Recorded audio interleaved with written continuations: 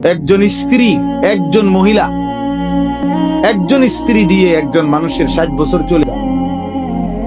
কিন্তু হারাম ছবি যে দেখে, হারাম নারীর দিকে যে আকর্ষণ, সারা পৃথিবীর নারী উলঙ্গ করে দেখলেও তার তৃপ্তি হয়। ومن آياته أن خلق لكم من أنفسكم أزواجا لتسكنوا إليها। কোরআনের আয়াত ভাইয়া, আল্লাহ বলছে আমি প্রত্যেকটি পুরুষের জন্য তার দেহের অংশ থেকে আমি আল্লাহই কুদরতি ভাবে তার স্ত্রীকে সৃষ্টি করেছি। কেন?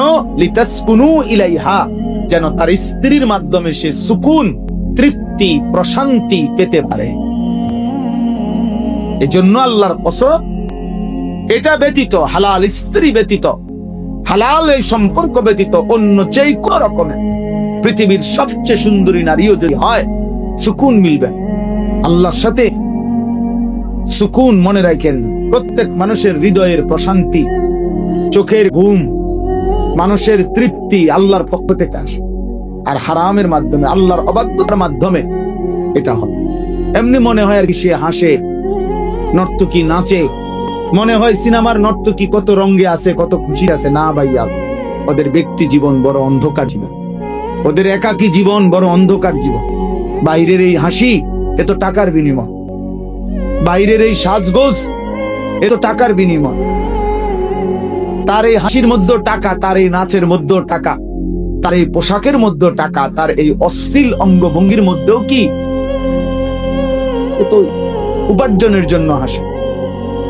একাকী জীবন বড় কঠিন, একাকী জীবন বড় দুঃসহ। তো সিনেমার নায়িকা আত্মহত্যা করে কেন? তার কি সুখের অভাব? আত্মহত্যা করে কেন? তার তো টাকার অভাব ছিল না। আমি তো দেখছি 100 কোটি টাকার মালিক অঝরে বাচ্চার মতো কাঁদে। 1-2 টাকা, 400 কোটি টাকার মালিক অঝরে কাঁদে, অঝরে। ব্যক্তি জীবন বড় কঠিন, একাকী জীবন বড়, রাত গভীরের একাকী জীবন দুঃসহ। এজন্য সব ছেলে মনে রাখে, কষ্ট পাই আল্লাহকে যারা ডাকো না, যারা নামাজ পড়ো না, একটা সেজদা দিত মন চায় না, না ফরমান, মনে রাখ সুখ মিলবে।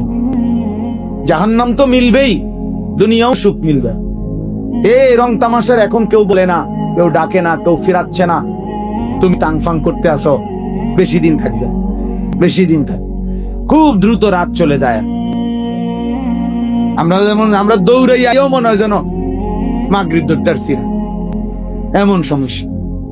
হায়াতের কত সময় এই রাস্তায় রাস্তায় জ্যামে, গাড়ি ঘোড়ার জ্যামে, রাস্তা ভাঙ্গা, সব মিলাইয়া জিন্দেগির কত মহামূল্যবান সময় রাস্তায় রাস্তায় কি হয়ে যায়, শেষ। এজন্য খুব দ্রুত হায়াত শেষ হয়ে।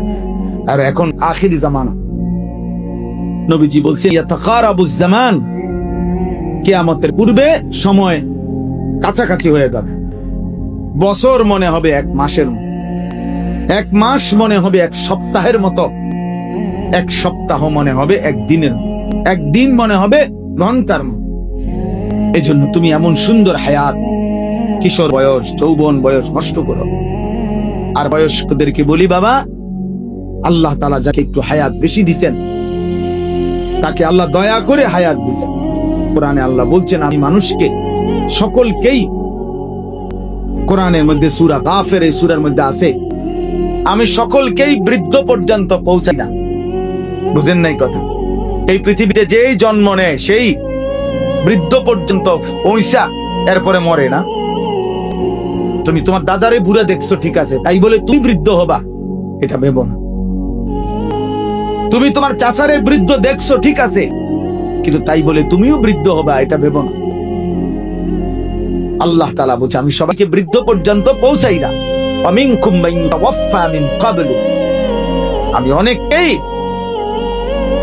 এই চলমান ধারায়, শিশু, কৈশোর, শৈশব, যৌবন, এরই মধ্যেই অনেককে মৃত্যু দিয়ে দেয়। সব ফুল আম হয় না, মুকুল ঝরে যায়। ছোট ছোট আমগুলো সবগুলো বড় হয় না, বড় বড় আমগুলো সবগুলো পাকে না, ঝরে যায় বেশি, শেষ পর্যন্ত টিকে থাকে অল্প। কিন্তু প্রথম যে সময় মুকুল বই বাইরই ছিল যে পরিমাণ, ওই পরিমাণ যদি আম একদম থাকতো কি অবস্থা হইত? বুঝেন নাই কথাটা? এটা বুজুর্গানি দিন নসিহত করছেন যে হে যুবক, তুমি ভেবো না তুমি বৃদ্ধ হবে আবার সময় মিলবে না। রাস্তার একটা অ্যাক্সিডেন্ট তোমারে কবরে পৌঁছায়, মোটর সাইকেলের একটা অ্যাক্সিডেন্ট তোমারে ক্ষণিকের মধ্যে কবরে পৌঁছায়। সামান্য থেকে সামান্য কোনো দুর্ঘটনা মালিকের ফয়সালায় তোমারে কবরে পৌঁছায়। এজন্য বেঁচে থাকাই অনিশ্চিত, মরে যাব এটাই নিশ্চিত।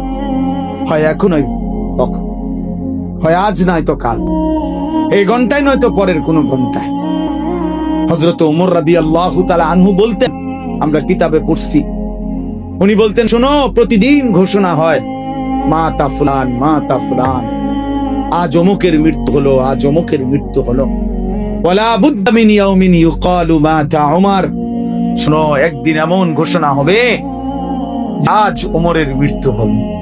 এই ঘোষণাও হবে, এই ঘোষণা যে মুয়াজ্জিন গত 10 বছর মৃত মানুষের ঘোষণা করছে, একদিন তার নামটাও ঘোষণা, একদিন তার নামটাই অন্য কেউ বলবে অমুক মসজিদের মুয়াজ্জিন সাহেব মারা গেছে। যে ইমাম সাহেব গত 30 বছর জানাজা পড়াইছে, একদিন অন্য কেউ ওই ইমাম সাহেবের জানাজাও। আমার আব্বা 43 বছর এক মসজিদে ইমামতি করছে, কত মানুষের জানাজা পড়েছে, তো সেই বাবার জানাজাও হয়েছে, অন্য কেউ আমার বড় ভাই পড়াইছে। এজন্য খামখেয়ালি করো না বাপ। কেন এই একটা মোবাইল দেখতে দেখতে নষ্ট হয়ে যায়?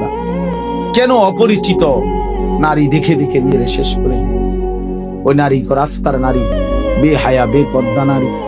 আপনারা যারা আছেন উপার্জন করেন, আপনি কেন হারাম খাচ্ছেন? এই পৃথিবীর কোন হারাম করো তো তার পরিবারের সব চাহিদা পূরণ করতে পারে না। আপনি পারবেন কি? কেন সুদ খান? কেন কিস্তি নেন? কেন হারাম খান? ওজনে কম দেন, মিথ্যা বলেন, বাটপারি করেন, অবৈধ উপার্জন করেন, বলেন হারাম খো। কই এই পর্যন্ত একটা নাফরমানের, একটা হারাম খোরের প্রমাণ দেখান পৃথিবীতে যে উনি ওনার জীবনের সব চাহিদা পূরণ করে গেছে? আছে কোথাও কেউ? আমরা তো সারা পৃথিবীর ইতিহাস আলহামদুলিল্লাহ বারবার পড়ছি। আমার জীবনে আমি সবচেয়ে বেশি যদি কিছু পড়ি আল্লাহর কোরআন রাসূলের সুন্নাহর পরে অন্য কোন বিষয় সবচেয়ে বেশি পড়ছি যদি বলা হয়, আমি ইতিহাস সবচেয়ে বেশি পড়ছি, এখনো পড়ি, আমার অভ্যাসে। এই পৃথিবীর ইতিহাস বারবার পড়ছি। কত রাজা, কত মহারাজা, কত গল্প, কত ক্ষমতাধর, কত বাদশাহ, তারা কেউই তাদের চাহিদা পূরণ করে যাইতে। বাদশাহ ইস্কান্দার বলা হয় যে উনি দিগ্বিজয়ী বাদশাহ ছিলেন, এত বড় বাদশাহ, সারা পৃথিবীব্যাপী যারা বাদশাহী করছেন। উনি মৃত্যুর পূর্বে ওনার খাদেমকে বলছিলেন যে আমার মৃত্যুর পরে তোমরা আমার লাশ কাফনের কাপড় পরাইয়া আমার 2টা হাত খালি রাখবা, কাফনের কাপড় থেকে আলাদা রাখবা, আর আমার লাশটা খাটের মধ্যে করে এরপরে পুরা রাজধানীটা লাশটা আমার ঘুরাইবা, আর 2টা হাত যেন খালি থাকে, মানে কাফনের কাপড়ের বাইরে থাকে, এমনি ঘুরাইয়া নিবা, নিয়া এরপরে কাফন। তো লোকেরা দেখছে ওনারে এভাবে ঘুরাইয়া নিছে। তো ওই জামানার যারা বুজুর্গ আল্লাহর প্রিয় বান্দারা ছিলেন, তারা চিৎকার দিয়া অঝরে তখন এই দৃশ্য দেখে কাঁদতে শুরু করছে। তো লোকেরা জিজ্ঞাসা করছে, হুজুর আপনারা কাঁদেন কেন? বলছে, হায় শোনো, সিকান্দার বাদশাহ ইস্কান্দার বুঝায় গেল আমার মতো দিগ্বিজয়ী বাদশাহ যখন কবরে যায় খালি হাতে যাচ্ছে কবরে, এই জন্যই উনি তোমাকে দেখানোর জন্য এই ঘটনাটা করছে। বলছে যে এত বড় বাদশাহ যদি খালি হাতে যায়, তা আমি আর তুমি কি নিয়ে? এজন্য প্রত্যেকেই নিজেকে নিয়ে ভাবে, নিজেকে নিয়ে ভাবে। শুধু শুধু শুধু শুধু চা দোকানে বসে বসে এই মানুষের বদনাম, মানুষের বদনাম, মানুষের বদনাম, মানুষের, এরপর আইসা ভাত খায়, নিজের ঘরে ঘুমায়। এটা ইমানদারের জীবন না, এটা সুস্থ স্বাভাবিক মানুষের জীবন। আল্লাহ তাআলা আমার জন্য শ্রেষ্ঠতম 4টা দৌলত আল্লাহ আমাদেরকে দিয়েছেন। চারটা নিয়ামত আল্লাহ আমাদের কেমন দিছেন, এই চারটি জিনিস যদি কারোর কাছে থাকে, খোদার কসম সে পথভ্রষ্ট হইতে পারে না, সে পথ হারা হইতে পারে না। সেই চারটা জিনিস কি? 1 নাম্বার আল্লাহ আমার রব, 2 নাম্বার মুহাম্মদ সাল্লাল্লাহু আলাইহি সাল্লাম আমার রাসূল, 3 নাম্বার কোরআন আমার কিতাব, 4 নাম্বার ইসলাম আমার ধর্ম। এই চারটি নিয়ামত আল্লাহ যার রব, মুহাম্মদ সাল্লাল্লাহু আলাইহি সাল্লাম যার রাসূল, কোরআন যার কিতাব, ইসলাম যার ধর্ম, সে পথভ্রষ্ট হবে না। সে জাহান্নামী হবে কেন? সে দুশ্চরিত্র হবে কেন? সে লম্পট হবে কেন? সে চরিত্রহীন হবে কেন? বলে, তাহলে আমরা যারা কমপক্ষে এখানে বসছি, আমরা কি এটা বুঝি না যে আমাদের এই চারটা নিয়ামত আল্লাহ দিছেন? আমাদের রব কে? আমাদের রাসূল কে? আমাদের কিতাব কি? আমাদের ধর্মের নাম কি? তাইলে পথ হারাবে, নাফরমান হবে কেন? আল্লাহর অবাধ্য হবে কেন? আল্লাহ তো আমাদেরকে শ্রেষ্ঠ, আল্লাহ সর্বশ্রেষ্ঠ, মুহাম্মদ সাল্লাল্লাহু আলাইহি সাল্লাম তিনিও সর্বশ্রেষ্ঠ, কোরআন এটাও সর্বশ্রেষ্ঠ, ইসলাম এটাও সর্বশ্রেষ্ঠ, আমরাও সর্বশ্রেষ্ঠ উম্মত। তাহলে উম্মত যেমন খাইরে উম্মত, সর্বশ্রেষ্ঠ উম্মত, উম্মতকে নিয়ামত দিছে সর্বশ্রেষ্ঠ নিয়ামত। সবই তো 100 দিছিল আমাদের, আমরা ছেড়ে দিলাম কোরআন। বুড়া মিয়া, বুড়া মানুষ, সকালটা না হইতে সাদওয়ানে দরবারে খবর হইত, খবর শুনবো, দেশে খবর, সিএনজি উল্টেছে, বাস কাইপিয়ে গেছে, অমুখানে মারামারি হইছে, তমুখানে আগুন লাগছে। তো আপনি জান আগুন লাগছে, খবর তো পাইলেন, এখন কি আগুন নিবান?